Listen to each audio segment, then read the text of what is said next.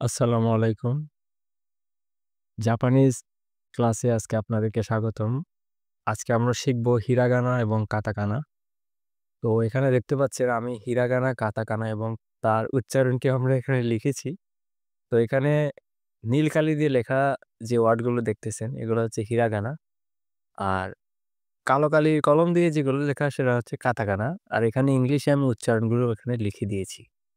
তো ফার্স্টে আমরা পড়ব এই যে উচ্চারণ দেখতে পাচ্ছেন এটা হচ্ছে আ, ই, উ, এ, ও, তারপর কা, কি, কু, কে, কো, সা, শি, সু, সে, সো, তা, চি, ছু, তে, তো, না, নি, নু, নে, ন, হা, হি, ফু, হে, হো, মা, মি, মু, মে, ম, ইয়া, ইউ, ইয়, রা, রি, রু, রে, রো, ওয়া, ও, এটা কি?